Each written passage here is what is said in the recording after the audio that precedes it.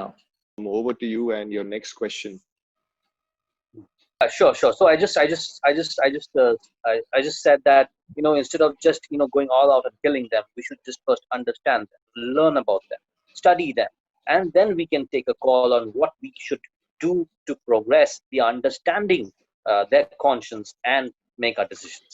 Yeah, that's what. So which brings me to the next question, Diego. What is the most memorable incident you have had during this expedition?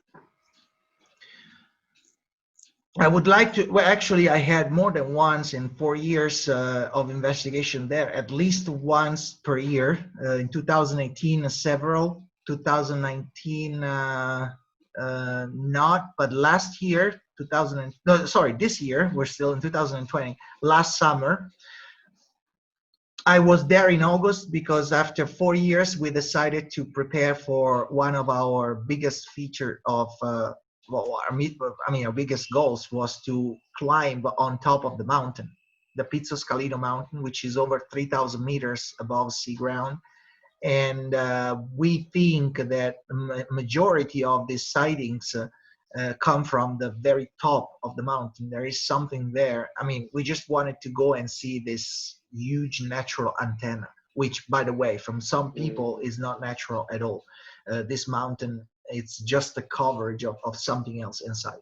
So we prepared it for going up, and we were escorted by 2 local guides, very expert. They were born there. They've been there for countless of times. They're very expert.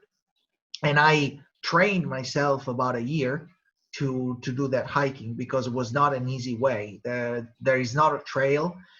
People go there, of course, mountaineers. They are expert people in the mountain. It's not as high as the mountains that you have, like Himalaya or Nepal, but it's considered to be like a medium. It's a medium hiking, so not completely easy. On the way up, the day before, I asked my guide about the water. I said, "Can we find any water in on top of the mountain, or how much water supply should I bring?"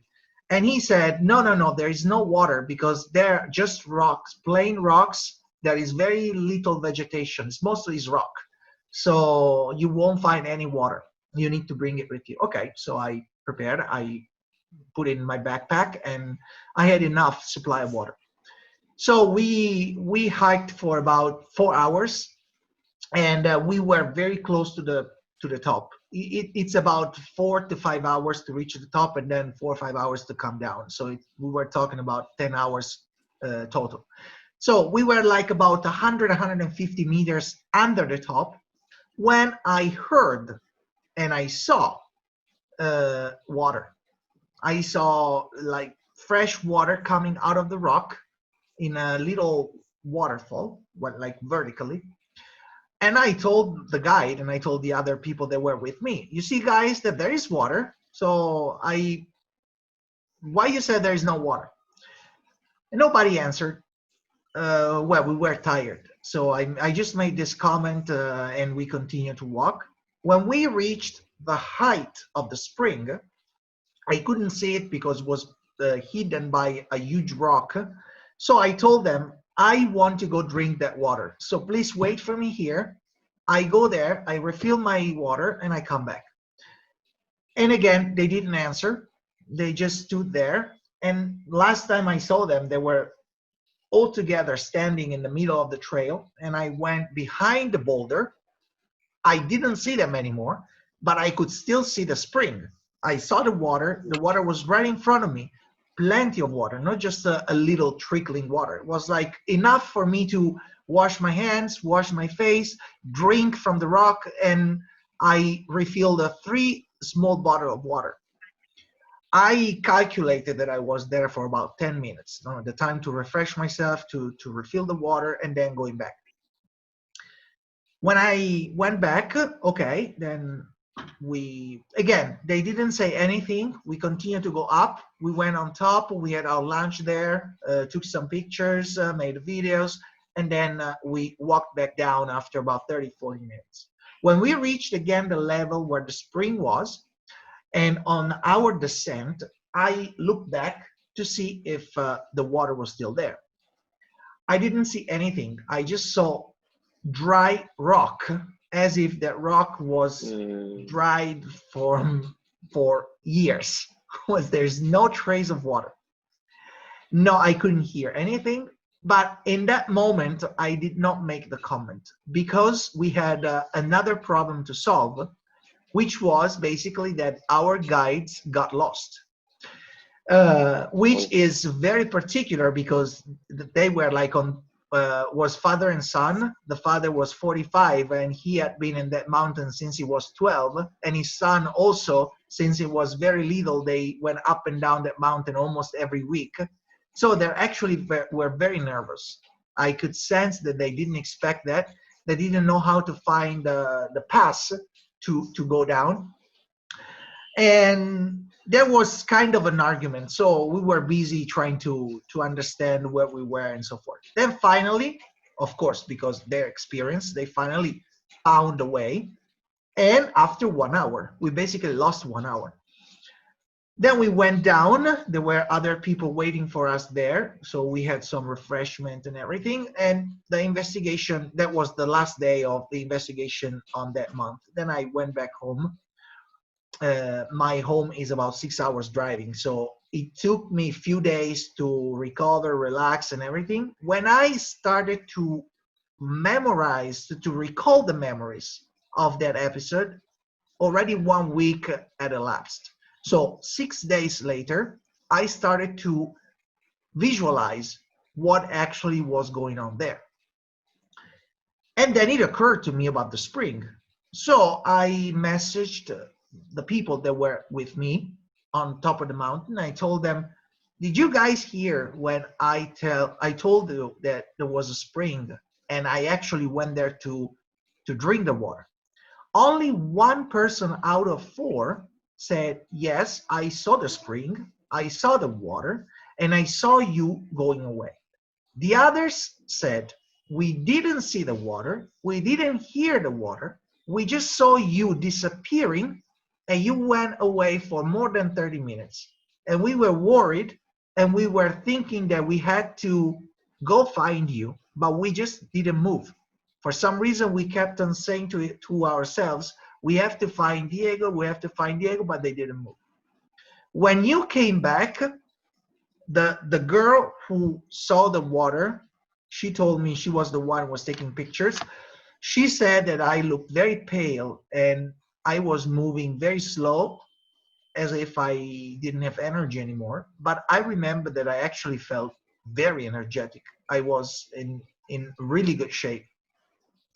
So that when I started to think that few years before, one of the contacts that we have there told me that 2 of her students, she is a teacher, 2 of her students went up to that mountain and they saw a door. Like at 3,000 meters, they saw an iron door, metallic door that was very bright. And they got so scared that they flee immediately and they went back. And they told about this to the others. Nobody believed them. So I started to think. I put together what I saw and the fact that we got lost and this previous tale about the door and what the electromagnetic fields can do if they are very powerful. They can actually shift dimensions. They can actually show some realities that only people that have a frequency to see, they see them. But not all of us vibrate at the same frequency. In that case, maybe me and the girl could see the water. I went there, I felt the water, I drank the water. The others simply didn't, but for some reason, they could not react to tell me, where are you going? Or we come with you. They were just standing there as if when there is a clash of dimension, one dimension goes and the other one stays in slow motion, or for some reason timeline flows differently. That's why then on the way back we got lost, because probably we were, if this is my theory, that we were at the border with 2 different dimensions. And so everybody got disoriented. There was no orientation anymore until we continued to walk, and then we got out of that anomaly. Then the experience of the guide and their orientation came back, and they were able to recognize. But in that area, the hybrid area, where probably the 2 dimensions were very close, they were totally incapable of orientation, and they were tired and everything. So this, I believe, it's an experience that if you take it singularly, you could say, okay, you saw the spring, the girl saw it, the other didn't, or didn't hear anything, maybe they were tired. But if you put it into the context and perspective, you see that that mountain has a huge energy. And really, there can be doors there. So if the shepherds tell me that there are craft that go in and out of the mountain, after my experience, I'm not surprised anymore. I actually find it very logical. Wow, what an experience, Diego. I mean, Wow. thinking about it, you must have been overwhelmed yourself after a week when you're trying to recollect the memories of the entire expedition or the trek that you had done. You know, talking about the rocks and the mountain, this next photograph, which I'm going to share right now, it's, you know, it looks as if it's a very steep rock or a mountain. I don't know what it is, but if you can throw some light, it looks like a very, very steep rock and a very sharp one at the same time. What do you think? Please give the viewers your point of view on that. Yeah, we called that rock the meridian, and we discovered it in 2017. Our first investigation there, we were scouting the area at the bottom of the mountain, the Pizza Scalina mountain, and we went off trail. We intended to explore the different little depressions of the terrain. That terrain is not flat. It's a combination of mounds and depression that can hide a lot of stuff from the site unless you go there. And this rock was in one of the most secluded depressions of that area. We came across that almost by accident, and we saw it and immediately were struck by the shape of the rock, but also the way in which it's positioned. As you can see, it can be natural. It's as if it was cut by a laser and then positioned stuck into other rocks to make it vertical as a finger pointing to the sky. And the fact that the tip is so thin, obviously with the sun projects the shadow on the ground, and at different time of the day the shadow moves. That's the reason why we called it the meridian, because you know it's the ancient way our ancestor used to measure the time. Yes. And when we discovered it for the first time, it was funny because the shadow pointed straight at the Pizzo Scalino, at the mountain. So we took it as a sign. In the beginning, we thought, you know, as our investigation method is not that wild. I mean, we always try to follow a scientific approach. So we try to make all the rational hypotheses first, and then as they are ruled out, then we have to accept other explanation. So we thought about that was probably shepherds or the local people positioned there as a sign or symbol, landmark or something. And we questioned a lot of them that are around, and all of them said, no, we never saw something like this. It's not our customs, it's not our tradition. We don't do that. And we just know that we don't go there. We stay away from that area. So that's when we thought, okay, then it must be a landmark, but from something else, from the other side probably. And then we started to observe the behavior of our devices. In fact, there the cell phone don't work. And when we try to make videos, there is always interference. So the electromagnetic fields there, it's very powerful around that rock. Again, it's like a small antenna, but still we're talking about a 1.5, 1.6 meters tall rock. It's small if you compare it with the Pizzo Scalino, which is in the background, but it's still quite tall, we believe, to generate or to attract a certain magnetic field. and we felt it. I mean, some people there feel headaches, nausea. They feel like they're not comfortable there. Even in some instances, they are scared. I had people Mm. ask me to leave immediately when they were around that area. So I think it taps into different sensitivity, depending on your emotional nature, your status, also Mm. your psychophysical attitude, How and so forth. stable you are. Mm. Exactly. Yes, I believe Mm. so. And in that case, after so many years, 4 years, when there is that stone is completely covered, and yet the stone is always at its place, untouched, nobody and no atmospheric condition can even scratch that rock. It's there, and to us, it's a very interesting point. Even because we made Mm. a discovery this year around that area, but I'm not going to tell you yet because we have to verify. We have to next year. We're going to go back there. We have to verify what we spotted.